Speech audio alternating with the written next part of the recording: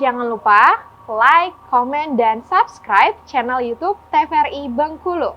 Dan jangan lupa nyalakan notifikasinya.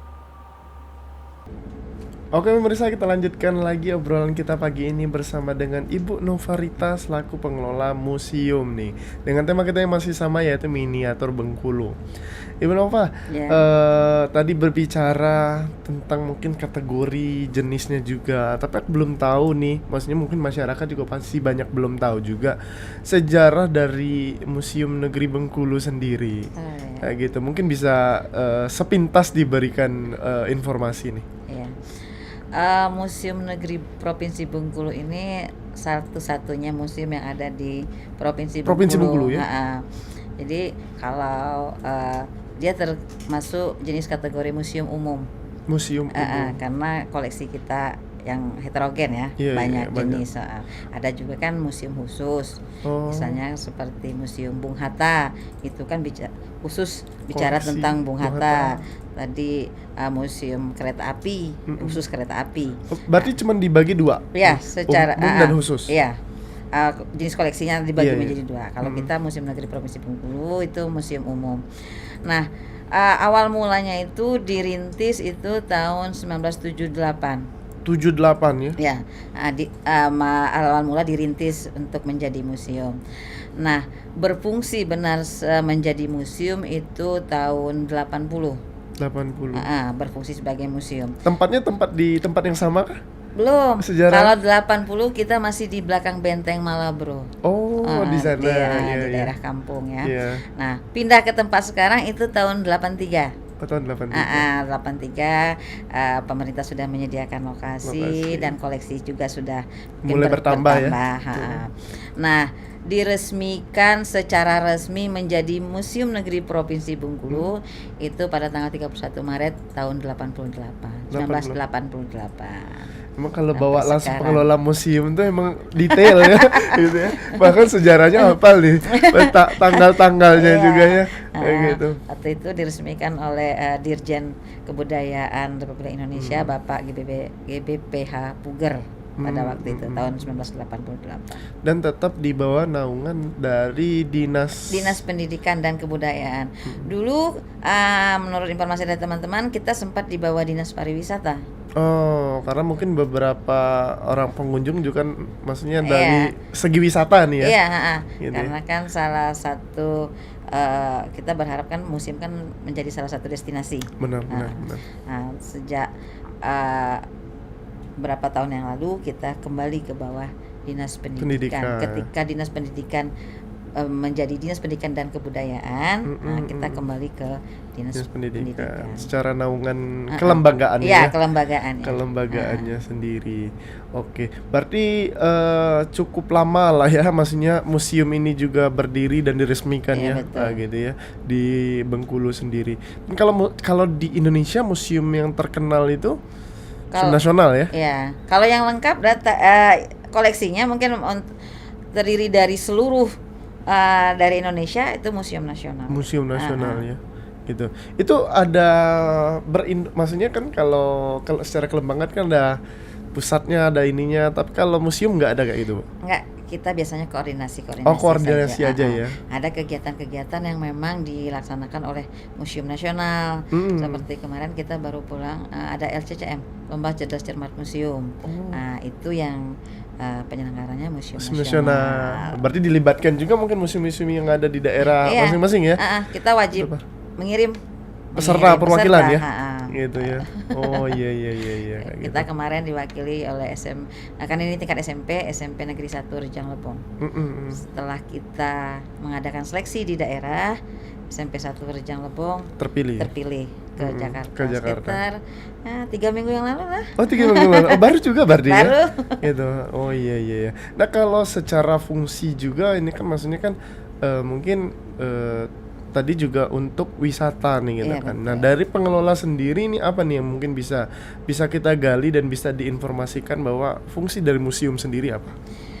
Kalau yang lebih kita tekankan itu di fungsi museum sebagai sumber belajar dan destinasi wisata. Kita mencoba juga masuk ke teman-teman di asosiasi perjalanan wisata untuk mencoba masukkan museum itu salah satu agenda mereka lah kalau bawa pengunjung dari luar masukkan ke museum itu salah satu tujuan mereka. Karena juga mungkin di Bengkulu ini kan penuh dengan sejarah juga untuk di Indonesia ya. Ibu negara pertama gitu kan, kayak gitu kan. Jadi artinya juga mungkin bisa saling berkolaborasi lah ya. Tetap gitu. Itu pasti kita tetap berkolaborasi dan berkoordinasi juga. Kalau ada teman-teman pengunjung dari luar daerah yang berkunjung ke museum, tetap nanti akan kita arahkan selanjutnya ke Benteng Malabro, ke Rumah Soekarno. Gitu kan. Saling-saling gitu kan, ada wisata sejarahnya, ada wisata pendidikan juga. Betul. Kayak gitu yang didapat. Kayak gitu. Nah kalau ada yang pengen ke museum nih misalnya, jam operasionalnya museum sendiri jam berapa sampai jam berapa? Kalau operasional dari hari Senin sampai Jumat kita di jam kerja dari jam 8 sampai jam 3 sore. Jam 8 sampai jam 3 sore. Terus kalau Sabtu Minggu kita tetap buka tapi dari jam 8 sampai jam 1 siang. Oh, sampai Sabtu jam 1 Minggu, siang, Sabtu Minggu ya. Kayak gitu. Karena mungkin timnya kan ini di bawah naungan dinas, artinya ASN ya Bu ya? Iya, ASN ya gitu ya. Kalau Sabtu Minggu kita pakai sistem piket. Oh, sistem piket. Berarti bergantian. Bergantian karena bagaimanapun juga Sabtu Minggu hari libur ya. Iya, cuma benar. kita tetap harus ada petugas yang berjaga. Iya. Nah, kalau ramenya itu hari apa biasanya?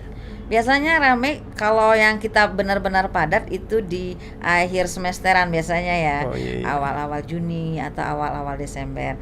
Tapi untuk tahun 2023 ini alhamdulillah hampir setiap bulan kita ramai itu ya. Ada pengunjung yang datang ya kayak gitu.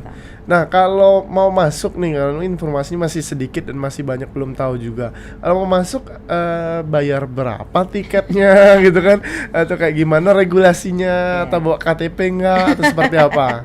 Kalau berdasarkan peraturan daerahnya, kalau untuk anak-anak kita Rp2.000 saja per orang. Murah sekali ya pemirsa gitu.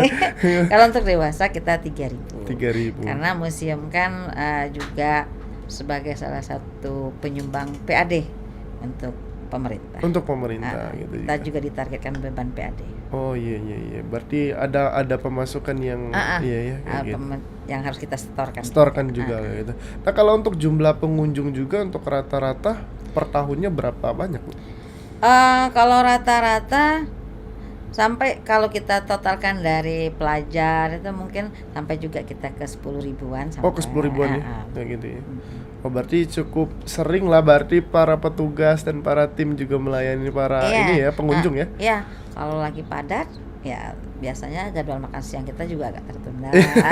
Kan tidak mungkin di jam istirahat kita suruh keluar kan nggak mungkin. Iya, benar. Karena tetap pelayanan publik tadi kan Bu ya. Pelayanan. Gitu. Nah, di samping dengan operasionalnya tetap buka juga dan Sabtu Minggu, artinya museum sendiri pasti punya program kan? Museum Negeri Bengkulu juga pasti punya program. Apa nih Bu? Program-program unggulan yang bisa kita nikmatin atau kita bisa rasakan juga? Iya. Setiap tahun kita ada yang namanya kegiatan di museum itu kan ada namanya gedung induk. Ada namanya storage ya, tempat penyimpanan koleksi. Jadi kalau teman-teman di koleksi punya kegiatan tersendiri untuk perawatan dan sebagainya, kalau kita di gedung induk namanya kita punya kegiatan publik. Kegiatan publik kita ada seminar. Seminar. Biasanya tentang apa seminarnya? Itu yang terakhir sekitar 2 bulan yang lalu kita ngadakan seminar tentang pendidikan karakter, bagaimana koleksi museum membackup pendidikan karakter. Jadi peserta seminar kita tetap siswa SMA. Ya. Terus kita ada program sosialisasi. Jadi sosialisasi ini kami keliling ke kabupaten. Tapi sosialisasinya bisa di sekolah, bisa juga kita pernah di masyarakat, di balai desa seperti itu.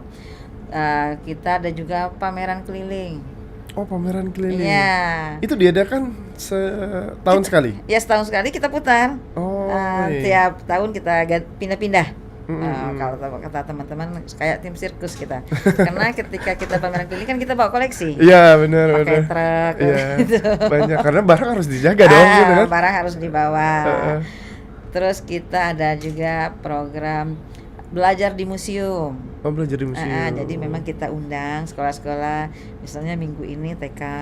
Oh, untuk minggu kalangan depan yang pelajar masih SD, kecil ya gitu ya. Minggu depan SMP sampai ke SMA. Oh, sampai ke SMA juga. Kita undang itu kegiatan belajar di museum.